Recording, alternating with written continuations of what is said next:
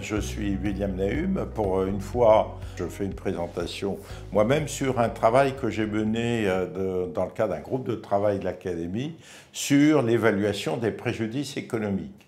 Alors c'est un sujet vertical, un peu pointu, qui ne concerne pas nécessairement toute la profession d'expert comptable ou des directeurs financiers, comptables, etc. Mais ça peut arriver à tout le monde d'avoir besoin, un jour ou l'autre, d'évaluer le préjudice économique subi. Alors, un préjudice, tout le monde sait ce que c'est. Ça peut être un accident de voiture, ça peut être une malformation dans un bâtiment, ça peut être un contrat non respecté par une partie qui cause un préjudice à une autre partie. Enfin, toutes sortes de préjudices peuvent exister et ces préjudices peuvent ont quelquefois, voire souvent, des conséquences économiques. Et donc, il s'agit là de réfléchir à l'évaluation des préjudices économiques. Alors, il existe un certain nombre d'experts, souvent d'experts comptables, d'experts économistes, financiers, qui sont plus ou moins spécialisés dans cette évaluation. Bon, il se trouve que personnellement, j'en fais depuis plus d'une vingtaine d'années. Du coup, je me suis dit que la littérature sur ce sujet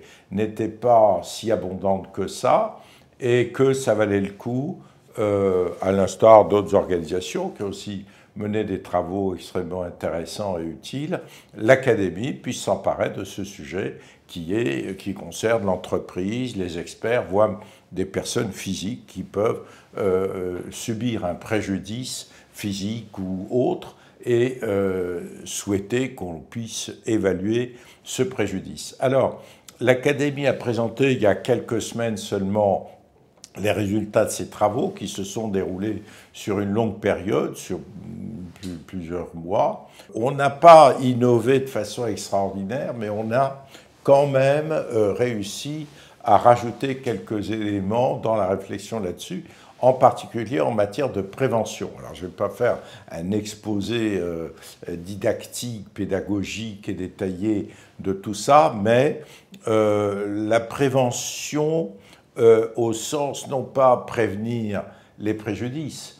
La chaudière qui saute, les techniciens savent qu'il faut prendre des précautions. Ce n'est pas de ça que je parle, mais lorsque dans une entreprise, on a réfléchi un petit peu à comment faire rapidement, de façon rationnelle et ordonnée, pour permettre une bonne évaluation des préjudices, c'est en ce sens qu'on a traité un petit peu de la prévention et qu'on s'est dit, on va donner quelques indications, quelques conseils pour que l'entreprise ait un espèce de protocole de réaction lorsqu'elle subit un préjudice économique, ce qui peut arriver une fois tous les 10 ans ou peut-être jamais dans une entreprise, mais qu'à ce moment-là, elle ait les réflexes, elle ait les choses minimales à rassembler pour ensuite permettre à un expert, à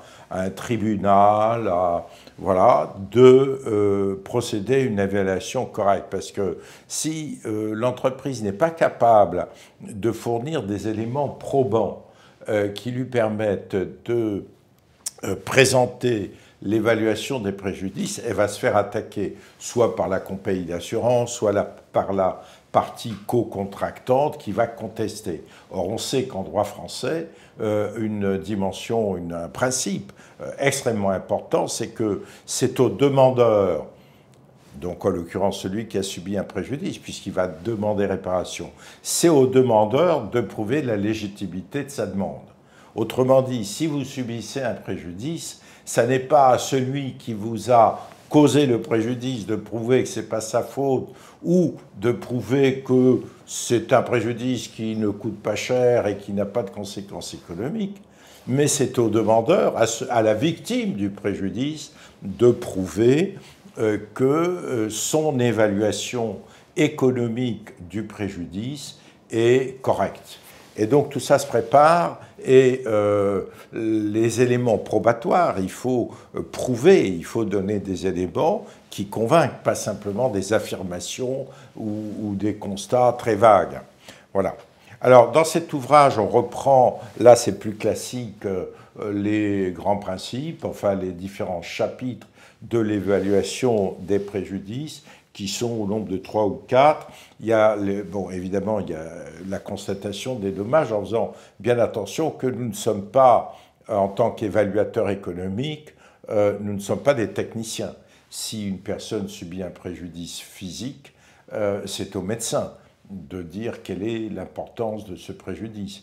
Si une entreprise subit dans un bâtiment, il y a des fissures, etc., et donc il y a un préjudice, c'est évidemment à des architectes, à des ingénieurs d'évaluer l'importance de ces dégâts. Ça n'est qu'après, lorsque on a ce constat technique, que, en tant qu'évaluateur économique, on va rechercher quels sont les gains manqués. Hein. Les gains manqués, c'est un des chapitres importants de l'évaluation des préjudices. C'est assez explicite, les gains qu'on a manqué d'obtenir, puisque le grand principe, c'est la réparation est égale à la réalité avec le préjudice par rapport à la réalité s'il n'y avait pas eu de préjudice. Autrement dit, voilà, s'il n'y avait pas eu de préjudice, combien j'aurais gagné, quel chiffre d'affaires et quelle marge j'aurais obtenu, quelle opportunité j'aurais pu saisir, etc. Donc l'expert doit imaginer, doit constater les chiffres et les événements tels qu'ils se sont déroulés après le préjudice et imaginer, grâce à l'historique, grâce à un certain nombre d'indications qu'il va rechercher, imaginer ce qui se serait passé en termes de chiffre d'affaires, marge, développement, etc., ce qui se serait passé s'il n'y avait pas eu ce préjudice. Alors parfois c'est relativement facile, parfois c'est beaucoup plus complexe, et ça oblige dans certains cas à des recherches extrêmement sophistiquées dans la comptabilité, mais pas seulement dans la comptabilité, mais par rapport à des données macroéconomiques, d'évolution du marché, de telle ou telle activité, etc. Vous voyez, ça peut être simple en apparence, mais aussi très compliqué dans les détails. Alors ensuite, après, avec les gains manqués, il y a les pertes subies. Vous voyez, donc on a manqué de gagner, c'est des gains manqués. Les pertes subies, on a subi les pertes. Et donc là, il y a aussi ce chapitre à ouvrir et qui concerne aussi bien les pertes matérielles que les pertes immatérielles en termes d'image, en termes de divers objets, et aussi les dépenses induites par les perturbations nées du préjudice. Ces deux points sont tout à fait importants, les gains manqués et les pertes subies, mais il existe aussi la perte de chance.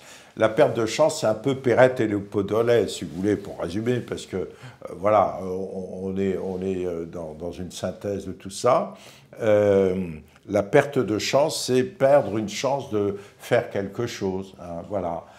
Si je rate mon avion, je rate un rendez-vous, etc. Alors, évidemment, il faut bien faire attention qu'une compagnie aérienne qui est en retard et qui fait perdre des rendez-vous à un passager, en principe, on n'indemnise pas au niveau de la perte de chance de l'homme d'affaires qui a raté un rendez-vous, qui va prétendre qu'il aurait pu faire l'affaire du siècle, etc.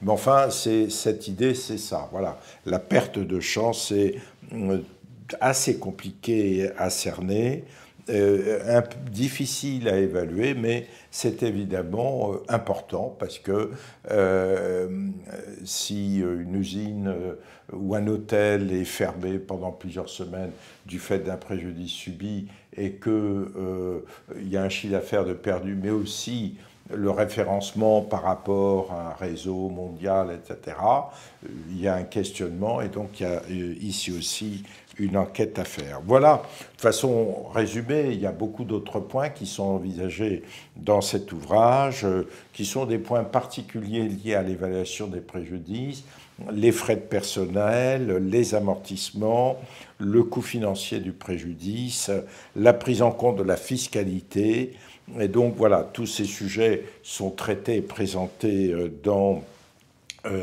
cet ouvrage qui fait 120 pages. Et ensuite, on a un chapitre, on a souhaité, en plus de la présentation théorique et pratique d'ailleurs des différents chapitres de préjudice, aussi un chapitre sur la gestion du conflit. Autrement dit, une fois que le préjudice est établi, une fois que les parties en question discutent devant un tribunal, par exemple, de ce préjudice, comment gérer cette problématique pour l'entreprise qui a subi le préjudice, quels sont les éléments, certaines précautions à prendre. Et enfin, on a réservé un chapitre extrêmement important sur les textes fondamentaux qui régissent de jurisprudence, de loi, en téléchargeant sur le site de l'Académie cet ouvrage. Donc vous avez une présentation de peut-être pas tous les textes, mais de l'essentiel des textes et de la jurisprudence dont vous pouvez avoir besoin. Merci de votre écoute. À bientôt.